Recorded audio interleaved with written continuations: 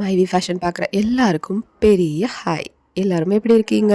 இன்னைக்கான வீடியோ பார்த்தீங்க அப்படின்னா, நீங்க கோல்ட கொண்டு போய் அடமானம் வைக்க போறீங்க அப்படின்னா, எந்த பேங்க்ல வைக்க போறீங்க? அதுக்கு எவ்வளோ ரேட் ஆஃப் இன்ட்ரெஸ்ட் அப்படிங்கிறது உங்களுக்கு தெரியுமா? அதுக்கப்புறம் நீங்க லாபத்திலே அந்த நகைய மீட்டுக்கிட்டு வர்றதுக்கு என்னென்ன மாதிரியான டிப்ஸ் எல்லாம் தெரிஞ்சுக்கணும்? அப்படிங்கிற மாதிரியான சின்ன சின்ன டிப்ஸு, ட்ரிக்ஸோட தான் இந்த வீடியோவை நான் ஸ்டார்ட் பண்ணியிருக்கேன். ஸோ இந்த வீடியோவை ஃபுல்லாக ஸ்கிப் பண்ணாமல் பாருங்கள். ஸ்கிப் பண்ணாமல் பார்த்தீங்க அப்படின்னா தான் நிறைய டவுட்ஸ் வந்து நீங்கள் கமெண்ட்டில் கேட்குறீங்க. ஆனால் அதை நான் வீடியோக்குள்ளேயே சொல்லியிருக்கேன். அதை வந்து வீடியோவை ஃபுல்லாக பார்த்தா மட்டும்தான் புரியும். ஸோ வீடியோ உங்களுக்கு கண்டிப்பாக பயனுள்ளதாக இருக்கும். அப்படி இருக்குது அப்படிங்கிற பட்சத்தில் கண்டிப்பாக ஒரு சப்ஸ்கிரைப் அண்ட் லைக் பட்டனை ப்ரெஸ் பண்ண மறக்காதீங்க. ஸோ முக்கியமாக நம்ம பார்த்தோம் அப்படின்னா நகையை அடகு வைக்கிறது கண்டிப்பாக ஏதாவது ஒரு எமர்ஜென்சி பர்பஸ், குழந்தைங்க ஃபீஸு இந்த மாதிரியான விஷயங்கள் மட்டும் இல்லாமல் இன்னொரு சொத்தை வாங்குறதுக்கு, ஸோ ஏதாவது ஒரு முக்கியமான ரொம்ப ப்ராப்பர்ட்டி வாங்குறதுக்காக நம்ம வந்து லேண்டு மெயினாக சொல்கிறதுனா அதுக்காக நம்ம வந்து பண்ணுறோம் அப்படின்னா அதுவே ஒரு லாபகரமான விஷயந்தான். இந்த ஸ்டேஜில் வந்து நகையோட கிராம் வந்து எங்கேயோ வந்து போயிடுச்சு அளவு விலை. அப்போ வந்து நம்ம அடகு வச்சு அதை வந்து ஒரு ப்ராப்பர்ட்டியாக கன்வெர்ட் பண்ணுறோம், ஏதோ ஒரு விஷயம் பண்ணுறோம் அப்படின்னா ரொம்பவே வந்து லாபகரமானது.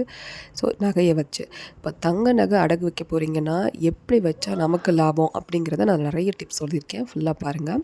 ஒரு கிராம் இப்போ வந்து எஸ்பிஐ பேங்க்கில் பார்த்தீங்கன்னா 10,718 ரூபாய்க்கு கொடுக்குறாங்க. ஸோ ஒரு கிராம் முதல்ல பார்த்தீங்க அப்படின்னா நீங்கள் பேங்க்கில் அடகு வைக்கிறதுக்கு முன்னாடி கவர்மெண்ட் ரிலேட்டட் பேங்காக சூஸ் பண்ணிக்கோங்க. ரெண்டாவது பார்த்தீங்க அப்படின்னா ரொம்ப முக்கியமான விஷயம், எவ்வளோ ரேட் ஆஃப் இன்ட்ரெஸ்ட் எவ்வளோ கம்மியாக வந்து எங்கே கொடுக்குறாங்க அப்படிங்கிறதையும் கண்டிப்பாக தெரிஞ்சு வச்சுக்கோங்க. சில பேங்க்கில் பார்த்தீங்க அப்படின்னா உங்களுக்கு கொடுக்குற அமௌண்ட், அதாவது கிராமுக்கு கொடுக்குற அமௌண்ட் வந்து அதிகமாக இருக்கும். அதே நேரத்தில் உங்களுக்கு மந்த்லி வைஸ் இவ்வளோ வந்து பைசா வட்டி அப்படிங்கிறத நீங்கள் கால்குலேட் பண்ணாமல் இயர்லிக்கு நீங்கள் வந்து இவ்வளோதான் அப்படிங்கிற மாதிரி நீங்கள் நினச்சிட்டு நீங்கள் வந்து வாங்கிடுவீங்க. ஸோ அப்படி வாங்கினதுக்கப்புறம் உங்களோட ரேட் ஆஃப் இன்ட்ரெஸ்ட், அதாவது வட்டி விகிதம் அப்படிங்கிறத பார்த்தீங்கன்னா இயருக்கு இவ்வளவு இருக்கும்.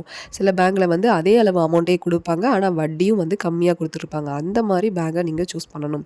இப்போ எக்ஸாம்பிளுக்கு நான் எஸ்பிஐ சொல்கிறேன் அப்படின்னா எஸ்பிஐயில் 10,718 ரூபா இப்போ ரீசன்ட் டேஸில் கொடுத்தாங்க.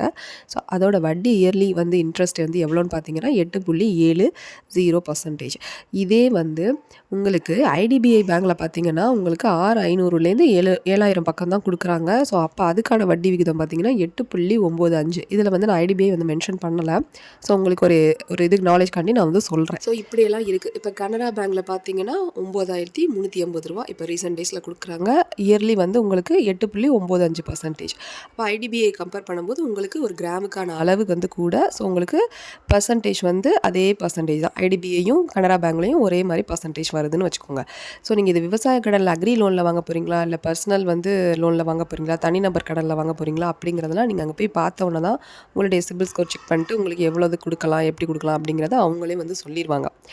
அடுத்தது பார்த்தீங்கன்னா சில பேங்க்கில் என்ன பண்ணுறாங்க அப்படின்னா ஒரு 3 லட்ச ரூபா வரைக்கும் இப்போ ஐஓபியெல்லாம் எடுத்துக்கிட்டிங்க அப்படின்னா ஒரு 3 லட்ச ரூபா வரைக்கும் ஒரு அமௌண்ட்டு, ஒரு கிராமுக்கு இவ்வளோ அமௌண்ட்டுங்கிற மாதிரி. அதுக்கப்புறம் 3 லட்ச ரூபாய்க்கு மேலே அப்படின்னா நீங்கள் வந்து வைக்கிறதுக்கு ஏற்ற மாதிரி நகைகளுக்கு கிராம்ஸ்க்கு ஏற்ற மாதிரி உங்களுக்கு கிராமுக்கு வந்து இவ்வளோன்னு கூடவும் கொடுக்குறாங்க. சில பேங்க்கில் ஐஓபியிலலாம் இந்த மாதிரி இருக்குது.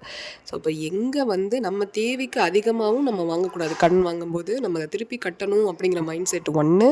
ரெண்டாவது டிப், முக்கியமான டிப் வந்து லோன் ரீபேமெண்ட் எங்கே இருக்குது, நம்மளால் போய் கட்ட முடியுமா, அதுக்கு சோம்பல் பட்டுக்கிட்டு நிறையா பேர் மொத்தமாக சேர்த்து வச்சுக்கிட்டு அதை கட்ட முடியாமல் போய் நகையை இழந்த கதையும் இருக்குது.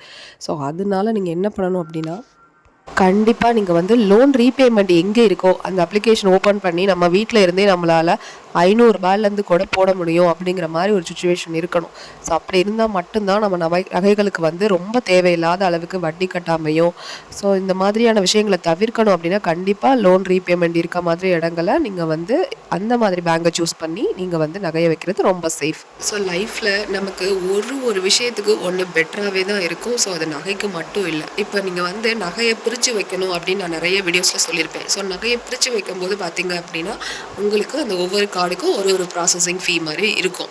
ஸோ நகையை பிரித்து வைக்கும்போது அதே நீங்கள் வந்து நகையை பல்காக வச்சுட்டீங்க அப்படின்னா உங்களுக்கு வந்து ப்ராசஸிங் ஃபீ வந்து கம்மியாயிரும். அப்ரைசர் ஃபீஸ் இதெல்லாம் போடுறதெல்லாம் கொஞ்சம் கம்மியாக உங்களுக்கு ஒரே கார்டுக்கு வந்துடும். இப்போ நான் சொல்கிறது உங்களுக்கு புரியும்னு நினைக்கிறேன். பிரித்து வைக்கும்போது உங்களுக்கு அதிகமாகிறதுக்கு வாய்ப்பு இருக்குது. ஆனால் நம்ம பிரித்து வச்சோம் அப்படின்னா தான் நம்மளால் நகையை திருப்ப முடியும். அப்படிங்கிற மாதிரி சுச்சுவேஷன் நமக்கு இருக்குது அப்படின்னா நம்ம ப்ராசஸிங் ஃபீஸ், அப்ரைசர் ஃபீஸ் இதெல்லாம் அதிகமாக போகுதே அப்படிங்கிறத நம்ம மைண்ட் செட் பண்ணாமல் பிரித்து வச்சுட்டு நம்ம நகையை திருப்புறதுக்கான வழியை பார்க்கணும். ஸோ நம்ம மொத்தமாக கொண்டு போய் 5 லட்சம் 6 லட்சம் நம்ம மொத்தமாக வச்சுட்டு ப்ராசஸிங் ஃபீஸ் அப்ரைசர் ஃபீஸ் வந்து இவ்வளவு கொடுக்கணுமா அப்படிங்கிற மாதிரி நம்ம வச்சுட்டு வந்துட்டோம் அப்படின்னா உங்களுக்கு நகைய திருப்பும்போது மிகப்பெரிய கஷ்டமாயிரும். எப்பவுமே லைஃப்ல ஒண்ணுக்கு ஒண்ணு பெட்டரா தான் இருக்கும். ஸோ நம்ம தான் அத வந்து டிசைட் பண்ணி, ஓகே இது வழி தான் நம்ம பண்ண போறோம். இது வழி தான் நம்ம ப்ராசஸ் பண்ணி நம்ம நகைய திருப்ப போறோம். அப்படிங்கிற மைண்ட் செட்ட முதல்ல வச்சுக்கிட்டு, நம்ம வந்து நகைய கொண்டு போய் அடமானம் வைக்கிறதுக்கு போணும். ஓகே. இப்ப நம்ம வந்து நகைய வந்து எடுத்துட்டு போறோம். ஒரு 10 சவரன் நகை எடுத்துட்டு போறோம். 10 சவரனுக்கு இன்ட்டு 8 போட்டிங்கன்னா 8 கிராம் வேஸ்ட் வந்து 80 கிராம்.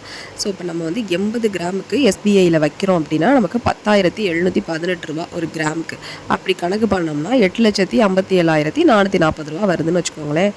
உங்களுக்கு அந்த அமௌண்ட்டு 8,57,000 சம்திங் அமௌண்ட்டையும் உங்களுக்கு அப்படியே கையில் கொடுக்க மாட்டாங்க. ஸ்டேட் பேங்கை பொறுத்த வரைக்கும் 10க்கு 1 அப்படிங்கிற மாதிரி கழிவு இருக்குது. ஸோ கழிச்சிருவாங்க. 10 கிராமுக்கு 1 கிராம்னு கழிச்சிருவாங்க. ஸோ நான் மிஞ்சி போனால் ரொம்ப குறைவாக கழிச்சிருந்தாங்க அப்படின்னா உங்களுக்கு ஒரு 72 கிராமுக்கு தர்றதுக்கு சான்சஸ் இருக்குது. ஸோ இப்போ 72 கிராமுக்கு கணக்கு பண்ணோம் அப்படின்னா உங்களுக்கு 7,71,696 ரூபா வருது. ஸோ ரவுண்டாக உங்களுக்கு வந்து 7,71,000 தர்றதுக்கு வாய்ப்பு நிறைய இருக்குது. 10 சவரனுக்கு நான் சொல்கிறேன். அடுத்தது பார்த்தீங்க அப்படின்னா இப்போ கனரா பேங்க் போனீங்க அப்படின்னா 78 கிராம் போட்டிருக்கேன். 2 கிராம் தான் கம்மி பண்ணியிருக்கேன். 2 கிராமே நான் கொஞ்சம் அதிகமாக தான் போட்டிருக்கேன். கனரா பேங்கை பொறுத்த வரைக்கும் நீங்கள் வந்து ஒரு 80 கிராம் கொண்டு போகிறீங்க அப்படின்னா உங்களுக்கு ஒரு 79க்கு கிடைக்கிறதுக்கு கூட வாய்ப்பு வந்து நிறைய இருக்குது. ஸோ முடிஞ்ச வரைக்கும் அவங்க வந்து மில்லிகிராம்ஸில் தான் வந்து கழிவு போடுவாங்களே தவிர, ஸ்டோன் எனாமல் இருக்குது அப்படின்னா தான் அந்த கழிவுமே இருக்குமே தவிர, முடிஞ்ச வரைக்கும் உங்களுக்கு இங்கே கொண்டு போகிற சவரனுக்கு ஓவரால் உங்களுக்கு கிடச்சிரும். கனரா பேங்க்கில் நான் சொல்கிறேன். ஸோ கனரா பேங்க்கில் ஆனால் வந்து கிராமுக்கு ஸ்டேட் பேங்கை கம்பேர் பண்ணும்போது கொஞ்சம் கம்மியாக தான் கொடுக்குறாங்க. ஸோ உங்களுக்கு ரொம்ப முக்கியமான விஷயம் என்னென்னா, ஸ்டேட் பேங்க்லேயும் கனரா பேங்க்லேயும் லோன் ரீபேமெண்ட் ஆப்ஷன் இருக்குது. ஸோ அப்போ எனக்கு தெரிஞ்சு நீங்கள் பார்த்தீங்க அப்படின்னா லோன் ரீபேமெண்ட் ஆப்ஷன் இருக்கிற இடமா சூஸ் பண்ணுறது ரொம்ப ரொம்ப நல்லது. இப்போ ஸ்டேட் பேங்கை பொறுத்த வரைக்கும் வட்டி பார்த்தீங்கன்னா 8.70. ஸோ 70 அப்படிங்கும்போது உங்களுக்கு எவ்வளோ வரும் அப்படின்னா வட்டி ஸ்டேட் பேங்க்கில் வாங்குற அமௌண்ட்டுக்கு 67,137 ரூபா வரும். அந்த 7,71,696 ரூபா சொன்னேன் இல்லையா, அதுக்கு. இப்போ நீங்கள் இதே கனரா பேங்க்கில் வாங்குறீங்க அப்படின்னா உங்களுக்கு 7,31,000 தான் வரும். உங்களுக்கு வட்டி வந்து ஆனால் வட்டி விகிதம் கொஞ்சம் கூட. அப்போ வந்து 65,624 ரூபா வருது. 7,31,000 ரூபா உங்கள் கையில் தர்றாங்க அப்படின்னா. ஸோ அப்போ நீங்கள் வந்து 12ஆல் டிவைட் பண்ணீங்க அப்படின்னா லோன் ரீபேமெண்ட்டாக நீங்கள் எவ்வளோ ஒரு 5,452 ரூபா. நான் வந்து ஒரு எக்ஸாம்பிளுக்கு சொல்கிறேன். நீங்கள் இவ்வளோ தான் கட்டணும்னு நான் சொல்லலை. ஸோ இந்த அமௌண்ட்டை வந்து நீங்கள் மந்த்லி எடுத்து இஎம்ஐ மாதிரி நீங்கள் வச்சுட்டீங்க அப்படின்னா உங்களுக்கு அசலும் கழிஞ்சிரும், வட்டியும் கழிஞ்சிரும். ஸோ உங்களுக்கு ஒரு வருஷத்துக்கான வட்டி 65,000 ரூபா நீங்கள் கட்டியிருக்கவே மாட்டீங்க. ரொம்ப கம்மியான அமௌண்ட்டு தான் நீங்கள் வட்டியை கட்டி நீங்கள் வந்து அசலையும் கழிச்சிருப்பீங்க, வட்டியையும் கழிச்சிருப்பீங்க. இது ரொம்ப நல்ல விஷயம். ஸோ இதை வந்து நீங்கள் பண்ணுறது வட்டியை வைக்கும் போதே நீங்கள் கொஞ்சம் ஒரு கூட சேர்த்து ஒரு 1000 ரூபாய் 500 ரூபா சேர்த்து வச்சுட்டீங்கன்னு வச்சுக்கோங்களேன். ஒரு மாதத்துக்கான வட்டி உங்களுக்கு தெரியும். ஒரு மாதத்துக்கான வட்டியை நீங்கள் எடுத்து இப்போ 5,452 ரூபா ஒரு மாதத்துக்கான வட்டின்னு வச்சுக்கோங்களேன். அதோடு சேர்த்து நீங்கள் இன்னும் கொஞ்சம் காசை சேர்த்து வச்சுட்டிங்க அப்படின்னா உங்களுக்கு அசலில் போய் கழிஞ்சிரும். அப்போ வந்து உங்களுக்கு அசல் ப்ளஸ் வட்டி கழிக்க உங்களுக்கு பெரிய பல்காக தெரியாது. சீக்கிரமே உங்கள் நகையை வந்து திருப்புறதுக்கு வாய்ப்பு இருக்குது. ஸோ நகை ஒரு வருஷத்துக்குள்ளே உங்களால் பண்ண முடியல அப்படின்னா கூட மறுபடியும் ரெனிவல் பண்ணி அந்த குறைஞ்ச அமௌண்ட்டில் வைக்கிறதுக்கான வாய்ப்பும் இருக்குது. ஸோ இது ரொம்ப முக்கியம். பெரிய அமௌண்ட்டை வச்சா இதுதான் ஒரு பெரிய பிரச்சனை. ஸோ இந்த பெரிய அமௌண்ட்டாக வைக்கும்போது நம்ம இதை சால்வ் பண்ணணும் அப்படின்னா இந்த மாதிரியான விஷயங்களை நம்ம கண்டிப்பாக ஃபாலோ பண்ணியே ஆகணும். அப்போ தான் நமக்கு லாபகரமாக அது இருக்கும். சில பேங்க்கில் என்ன பண்ணுறாங்க அப்படின்னா இதுக்கு வந்து நீங்கள் மைனஸில் போக கூட சான்சஸ் இருக்குது. நான் அந்த சில பேங்க்கில் வந்து பார்த்தீங்கன்னா உங்களுக்கே வந்து நடந்திருக்கும். சில பேருக்கு நடந்திருக்கு அப்படின்னா கண்டிப்பாக நம்ம வந்து கமெண்ட் பாக்ஸில் வந்து நம்ம ஷேர் பண்ணிக்கோங்க. எல்லாருமே எல்லாத்தையும் தெரிஞ்சுக்கட்டும். எப்போவுமே பேங்க்லேருந்து வந்து உங்களுக்கு ஒரு இன்டிமேஷன் வரணும். அந்த மாதிரி பேங்கை வந்து சூஸ் பண்ணுங்கள். இந்த வருஷம் வந்து வச்ச நகை வந்து இந்த மாதத்தில் முடிய போகுது அப்படின்னா உங்களுக்கு ஒரு வாரம் பிஃபோரோ இல்லை அந்த நாள்லேருந்து எப்படியோ உங்களுக்கு ஒரு தகவலை வந்து அவங்க பேங்க் வந்து தெரிவிச்சாகணும். அந்த மாதிரி சொல்லலை பேங்க்லேருந்து அப்படின்னா கண்டிப்பாக கஷ்டம்தான். அந்த மாதிரி பேங்கையும் நீங்கள் சூஸ் பண்ணிக்கோங்க. எதாக இருந்தாலும் உங்களுக்கு ஃபோன் நம்பர்ஸ் இதெல்லாம் வந்து கரெக்டாக வந்து கொடுத்துருங்க. இப்போ பார்த்தீங்க அப்படின்னா உங்களுக்கு ஈஸியாக வந்துட்டு உங்களுடைய இதுக்கு டைம் கேட்கவும் முடியும். உங்களுடைய பேங்க் அக்கௌண்ட்டை வந்து மைனஸில் போகாமல் சேவ் பண்ணிக்கவும் முடியும். லோன் ரீபேமெண்ட் இருந்துச்சு அப்படின்னா அசல் ப்ளஸ் வட்டியாக கட்டி சீக்கிரமாக உங்களுக்கு நகையை திருப்பவும் முடியும். இந்த மாதிரி விஷயங்களை நான் பண்ணுறேன் அப்படின்னா மட்டும் தயவு செஞ்சு நகையை வச்சு பெரிய அமௌண்ட் வாங்குங்க. இல்லைன்னா ரொம்ப குறைவான அமௌண்ட்டே வாங்குங்க. வாங்கிட்டு நம்ம வீடியோலேயே நம்ம அடிக்கடி சொல்லியிருப்போம் இல்லையா, அசல் கட்டாமல் நகையை திருப்புறது எப்படி அப்படின்ற மாதிரிலாம் சொல்லியிருக்கேன். ஸோ அது வந்து இயர் பேஸ்டு நம்ம வந்து கோல்டு ரேட் ஏறுங்குற பட்சத்தில் உங்களுக்கு கண்டிப்பாக வந்து நீங்கள் அசலை கட்டாமல் நகையை ஈஸியாக கொஞ்சம் கொஞ்சமாக கிராம்ஸை வந்து நீங்கள் வெளியில் எடுக்க முடியும். அது கண்டிப்பாக நீங்கள் நகைகளை ஜிமிக்கி கம்மல் இந்த மாதிரி தனித்தனி நகைகளாக வச்சுருக்கும் போது மொத்தமாக ஒரு ஹாரம் ஒரு இதுவாக போய் பல்காக வச்சு ஒரு அமௌண்ட் பெரிய அமௌண்ட் வாங்கிட்டிங்கன்னா அதுலேருந்து நீங்கள் வந்து பிரித்து அவங்கள்ட்டேருந்து வாங்கிட்டு வர முடியாது. அதையும் பார்த்துக்கோங்க. ஸோ இந்த வீடியோ ஏதாவது ஒரு வகையில் இந்த வீடியோ உங்களுக்கு ஒரு டிப் கண்டிப்பாக யூஸ்ஃபுல்லாக இருந்திருக்கும். யூஸ்ஃபுல்லாக இருந்துச்சு அப்படின்னா கண்டிப்பாக லைக் கொடுங்க. நமக்கு என்னென்ன விஷயங்கள் தெரியுமோ அதையும் நீங்கள் வந்து நம்ம கமெண்ட் பாக்ஸில் ஷேர் பண்ணுங்கள். நானும் தெரிஞ்சுக்கிறேன், மற்றவங்களும் தெரிஞ்சுக்கட்டும். தேங்க்யூ ஃபார் வாட்சிங். நிறைய பேர் நிறைய கமெண்ட்ஸ் வந்து நல்ல நல்ல கமெண்ட் கொடுத்துட்ருக்கீங்க. அவங்களுக்குலாம் ரொம்பவே நன்றி. Thank you so much friends.